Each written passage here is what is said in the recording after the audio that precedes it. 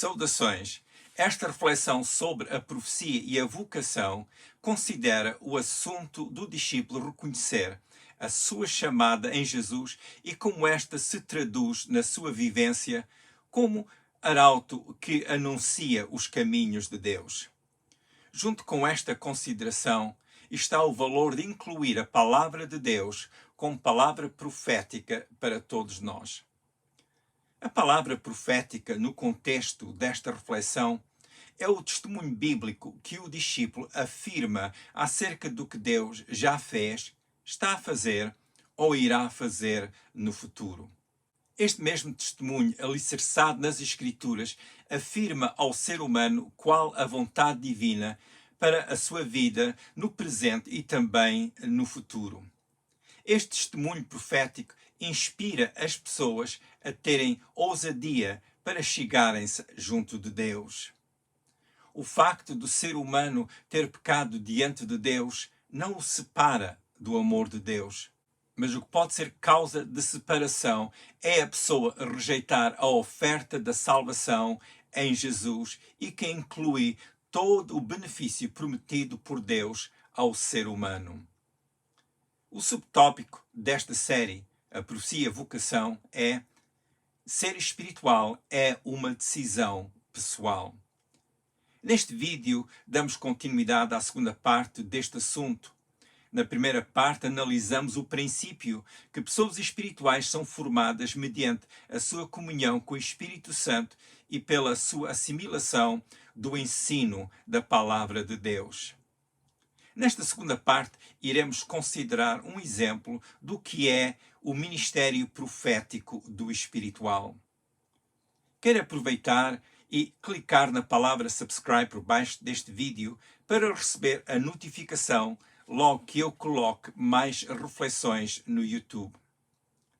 No fim deste vídeo, farei um anúncio sobre como ter acesso a outros vídeos onde são abordados outros tópicos. Qual é a importância deste tópico, a profecia e a vocação? Estamos a viver em dias muito incógnitos. Há muitas perguntas e, na sua generalidade, são muito poucas as respostas claras e objetivas. Quanto ao campo da fé, me parece que estamos a passar por um tempo de refinamento, de convicção e de compromisso com Deus. Uma razão por que faço este comentário é porque observo que, com facilidade, o ser humano atribui a sua segurança espiritual às suas expectativas de ordem religiosa e pouco ao que é biblicamente autêntico e de compromisso com Deus. A Epístola de Tiago fala sobre provas à fé. Vejamos o que diz Tiago em capítulo 1, versículos 2 a 4. Meus irmãos, tende grande gozo quando cairdes em várias tentações, sabendo que a prova da vossa fé produz a paciência. Tenha, porém, a paciência, a sua obra perfeita, para que sejais perfeitos e completos, sem faltar em alguma coisa. As tentações surgem, mas notemos que Tiago diz para termos grande gozo. No versículo 3, lemos que sabemos que a prova da nossa fé produz a paciência. É sempre bom evitar as tentações, mas quando estas são inevitáveis, segundo lemos em Tiago, que estas possam contribuir para o desenvolvimento da nossa paciência. Tiago explica que, pela obra perfeita da paciência, seremos perfeitos e completos, sem faltar em coisa alguma. As provas à nossa fé têm sempre uma forma de aparecer. A nossa parte é encarar o desafio como o tipo de prova que possibilita uma obra de aperfeiçoamento em nós. A palavra prova, no sentido deste texto bíblico, é o exercício que analisa a qualidade da fé. Isto é, a prova mostra a nós o que realmente temos em nós, tendo em vista o processo do nosso desenvolvimento. No fim, como diz o texto, seremos achados completos em Jesus, sem faltar em coisa alguma. Com este pensamento em mente, vejamos um exemplo do impacto que o espiritual pode ter perante uma situação desencorajadora.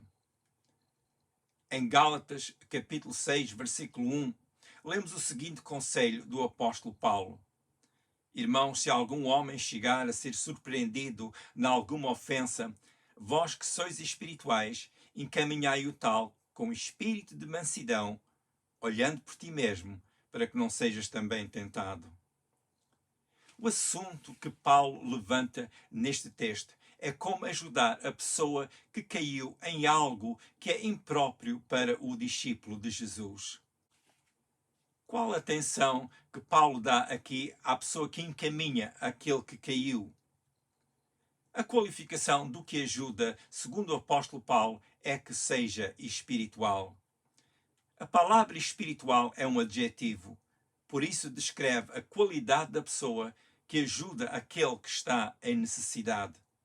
A pessoa espiritual, como já vimos na reflexão anterior, é a pessoa que tem em si o Espírito Santo e que mantém comunhão com o Espírito Santo. A pessoa espiritual tem a consciência da presença e ministério do Espírito Santo. O espiritual é descrito como tendo em si a compreensão que nasce no Espírito Santo e que é dada ao discípulo. E pela reflexão que fazemos do texto de Gálatas, capítulo 6, versículo 1, vimos que o espiritual é a pessoa que discerne o estado da pessoa que caiu.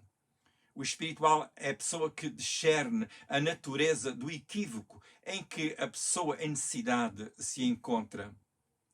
Para compreendermos melhor a qualificação do espiritual, consideremos 1 aos Coríntios, capítulo 2, versículos 14 a 16, onde Paulo descreve o espiritual e o discernimento. Paulo diz: Ora, o homem natural não compreende as coisas do Espírito de Deus, porque lhe parecem loucura, e não pode entendê-las, porque elas se discernem espiritualmente. Mas o que é espiritual discerne bem tudo, e ele de ninguém é discernido. Porque quem conheceu a mente do Senhor para que possa instruí-lo? Mas nós temos a mente de Cristo.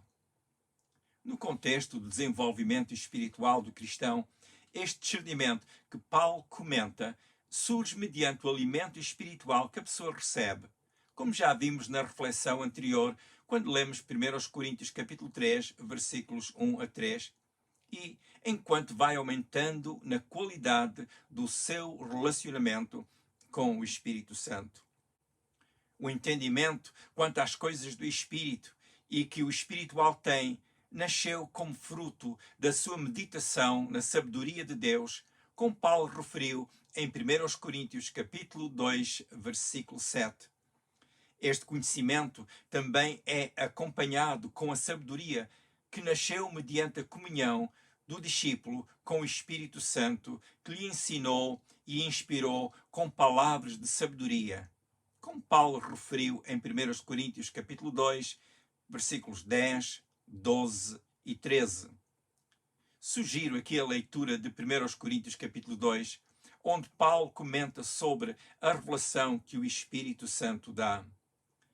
O princípio que vimos em operação é que o Espírito Santo usa as Escrituras para transmitir conhecimento e sabedoria ao discípulo de Jesus. Uma outra fonte de grande auxílio na aquisição de entendimento espiritual é pelo alimento que o novo discípulo recebe da parte do seu mentor, que no caso dos Coríntios foi o apóstolo Paulo. Em síntese, o espiritual é a pessoa que vai crescendo em conhecimento e maturidade nas coisas de Deus. Vimos então que o princípio sobre o que significa ser espiritual é que a pessoa espiritual vai recebendo a formação sobre as coisas espirituais e a compreensão do que se passa no espiritual.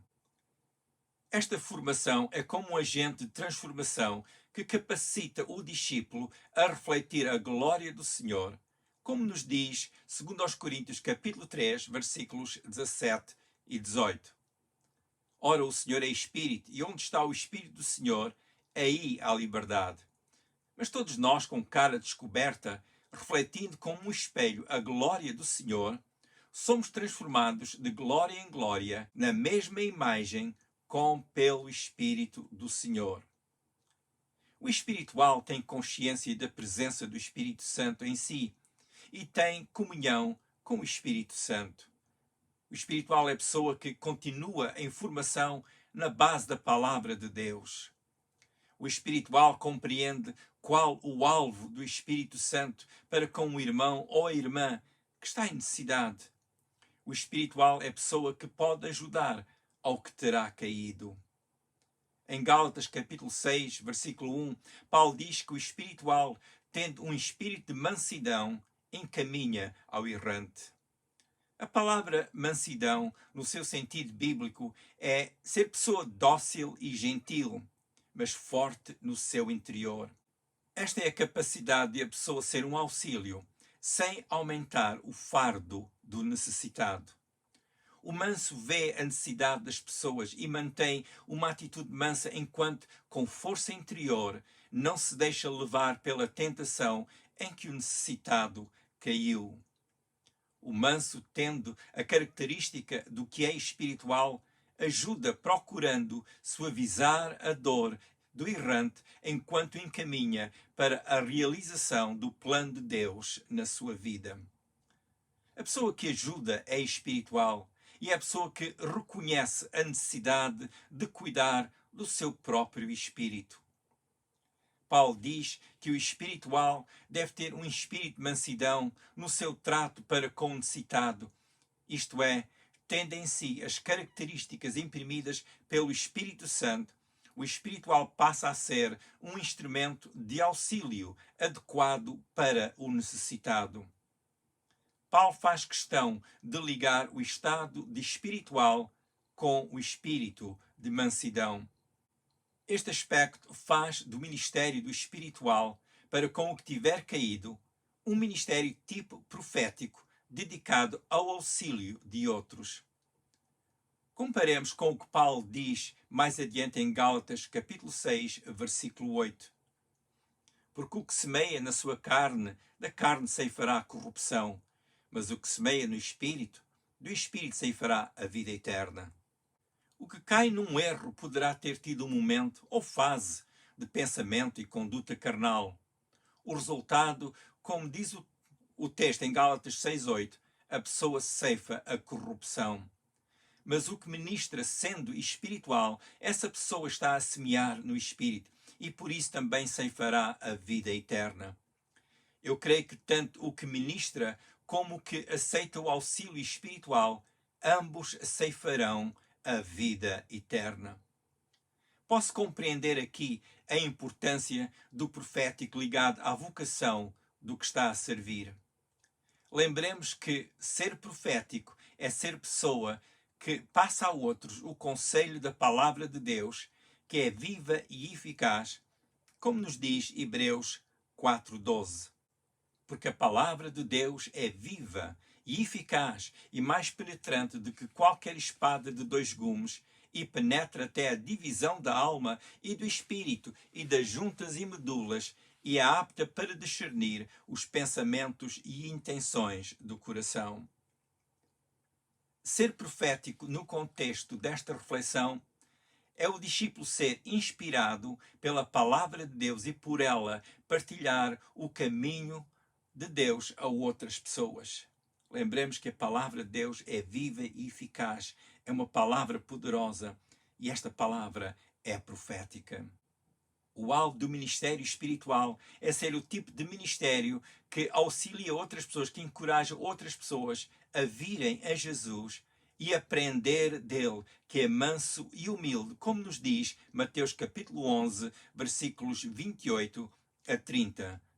Jesus disse: Vinde a mim, todos que estáis cansados e oprimidos, e eu vos aliviarei. Tomai sobre vós o meu jugo e aprendei de mim, que sou manso e humilde de coração, e encontrareis descanso para a vossa alma. Porque o meu jugo é suave e o meu fardo é leve.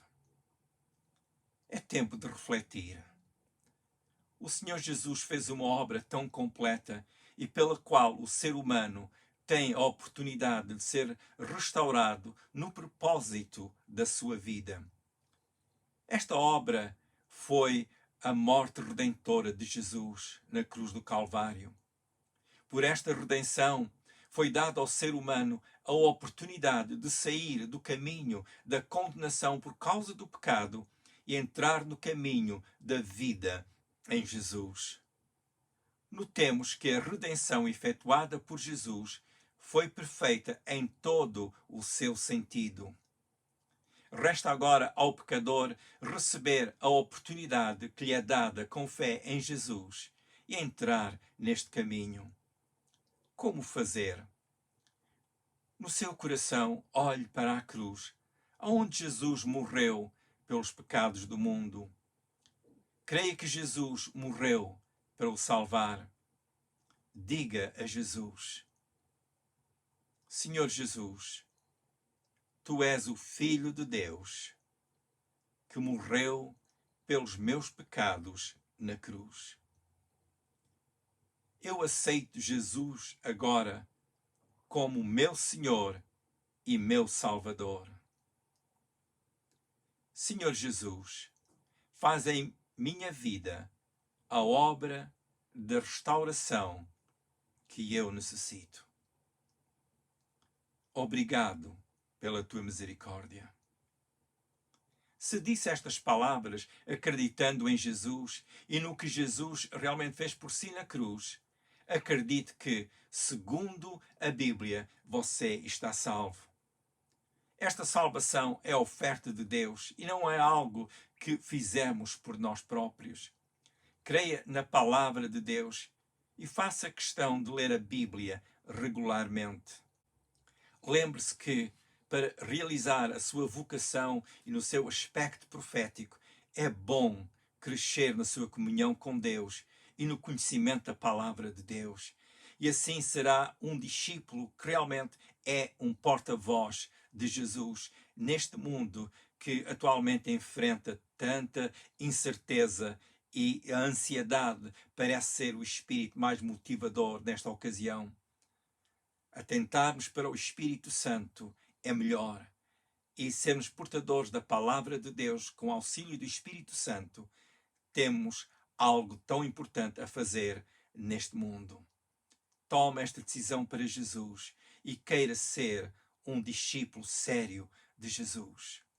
Tire tempo todos os dias para falar com Deus, na base daquilo que Jesus fez por si na cruz do Calvário. Esteja atento aos próximos vídeos. A minha oração é que Deus possa encher a sua vida com as suas amplas bênçãos e a sua vida seja o cumprimento do plano de Deus. Se quiser ver os vídeos anteriores, vá ao YouTube, ao canal com o meu nome, Manny Bessa.